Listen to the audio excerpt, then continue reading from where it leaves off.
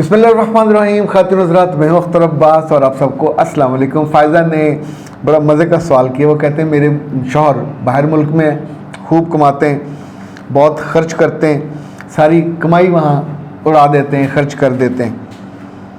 मैं क्या करूं? मेरे बच्चे, आपको कुछ नहीं करना, ना कीजिएगा, ना करने का आपका हक बनता है।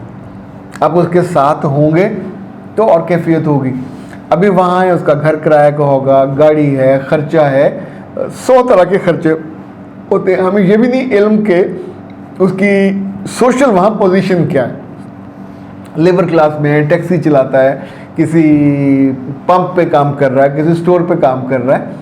तो अब इस वाली में तो बिल्कुल हैंड टू माउथ वाली मामला होता है। यहाँ के लिहाज से 60-70 हज़ार 80 हज़ार भी हो सकते हैं पैसे, पर वहाँ तो ये बहुत थोड़े ऊँट के मुँह में ज़ीरे वाला मामला है।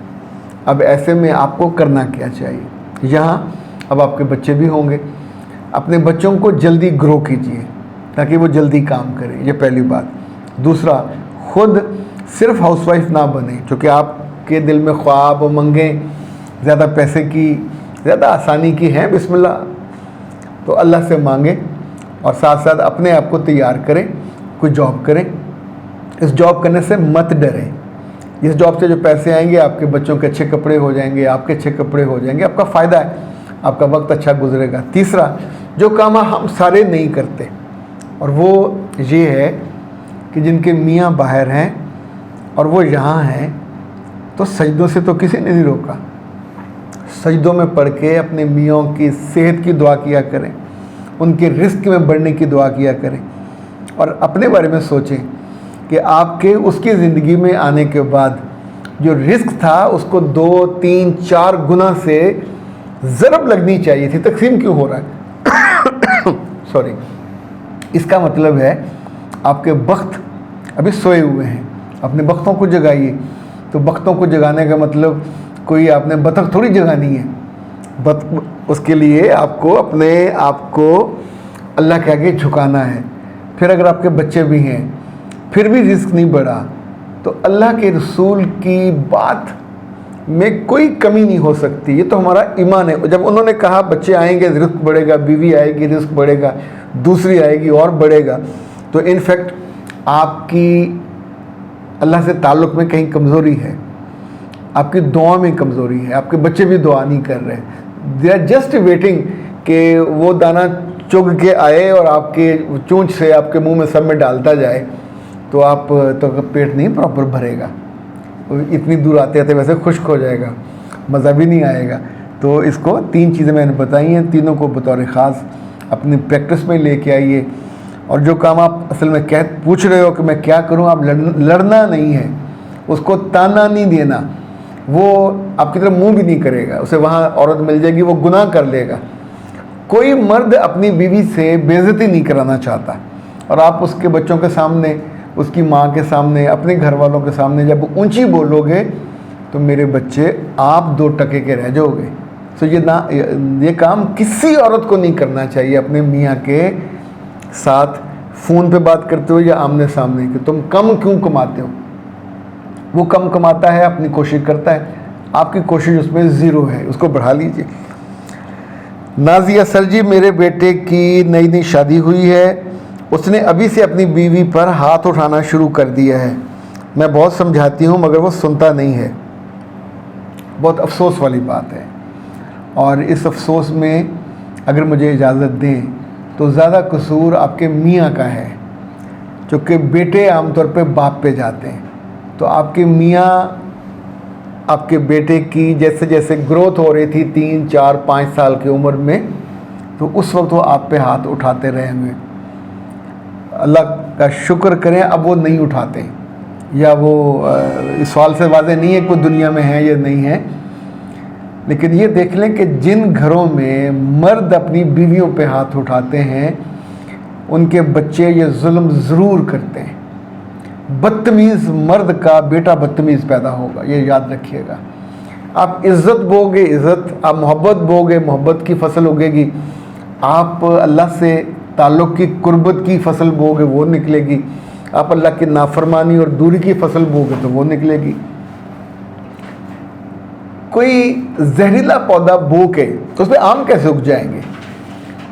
پہلی بات تو یہ یاد رکھیں کہ اپنے جو میاں لوگ ہیں ان کو پیار سے، ہر عورت غلطی کر سکتی ہے، زبان درازی کر سکتی ہے، پر جب حالات نارمل ہوں تو اس وقت تو آپ اس کے ساتھ جڑ کے بیٹھیں، اس سے محبت کا اظہار کریں، پیار کریں، اور پھر کہیں دیکھیں بچے بڑے ہو رہے ہیں، ایک تو آپ آ کے گالی نہ دیا کریں، دوسرا ہاتھ نہ اٹھایا کریں۔ ہم انسانوں کی طرح بات کر سکتے ہیں، اپنے غصے کا اظہار کر لیجئے، دیوار پہ کر لیں، مجھ پہ کر لیں، پر یہ بچے آپ کا اور میرا صدقہ جاریہ ہیں۔ اگر یہ بدتمیزی کریں گے تو اللہ ان کو سزا دے گا، تو وہ سزا نہ آپ سے برداشت ہوگی نہ مجھ سے برداشت ہوگی۔ جو بچہ گالی دے گا کیا اسے سزا نہیں ملے گی؟ جو بچہ شراب پیے گا، گناہ کرے گا، غلط کام کرے گا، عورت پہ ہاتھ اٹھائے گا، گناہوں میں سے ہے، یہ پسندیدہ تو نہیں ہو سکتا۔ یہ پہلی بات۔ دوسری، اب اپنے بیٹے کو جو سمجھانے کا معاملہ ہے، اگر آپ سے نہیں سمجھایا جا رہا تو اپنے خاندان میں کسی مرد سے، اگر آپ کے میاں نہیں ہیں، اس کا چچا، تایا، ماموں، کوئی نہ کوئی ہوگا، اچھا اس کو اپنی شکایت نہیں لگانی۔ It would be like a friendly, کوئی اس کو ساتھ کسی جگہ جائیں اور وہ اسے کہیں کہ میرے بچے زندگی میں یہ نہیں کرنا، یعنی it wouldn't be a complaint, it should be like a friendly advice۔ جیسے مجھے علم ہو کہ یہ فلاں بندہ یہ غلطی کرتا ہے یا کرتی ہے تو میں اس کو نصیحت نہ کروں، اپنے زندگی کے تجربے سے بتاؤں کہ میرے بچے یہ نہیں کرنا، زندگی میں لوگ کرتے ہیں۔ یعنی جب بھی ہم کسی کو کہتے ہیں نا تو کر رہا ہے مت کر، تو بچہ بھی نصیحت نہیں سنتا، بڑا کیوں سنے گا؟ تو آپ کے یہ دو کام ہو گئے۔ تیسرا، ماں ہو، اور ماں بھی آپ محبتی ماں، کتنی مشکل سے آپ نے بچہ پالا ہوگا، تو اپنی فجر کی نہیں، فجر سے پہلے والے جو نفل ہیں اس میں اس کو حصہ بنائیے۔ اپنے سوتے بچے پہ پھونک مارا کریں، اپنی بہو سے کہیں وہ نماز نہ چھوڑے، وہ اس کے سوتے ہوئے جو کل والی صورتیں ہیں وہ اور آیت الکرسی، یہ پھونکنے کے بعد، اچھا پھونکوں سے بچہ یہ بڑا نہیں ٹھیک ہوتا، اس کے بعد جو دعا کرنی ہوتی ہے دیٹس مور امپورٹنٹ، یعنی ہانڈی میں ڈالنے کے بعد ہانڈی تھوڑی پک جائے گی، آپ اس کی کیئر کرتے، پھر ایون دروشی پڑھتے ہیں، آپ کہتے ہیں یا اللہ اس ہانڈی میں بہت ذائقہ دے دیں۔ میں جب اپنے پیشنٹ کے ساتھ بیٹھتا ہوں تو بسم اللہ پڑھ کے اللہ سے دعا کر کے کہ اللہ اس کی زندگی میں آیا جس مسئلے کے لیے تو خیر ڈالنا، اور مجھے وہ چیز سجھانا کہ جو اس کے لیے مفید ہو، اس کے لیے ہیلپ فل ہو، اور اس کی زندگی ایک بہترین سودنگ اور امپیکٹ کے ساتھ آگے چل پڑے۔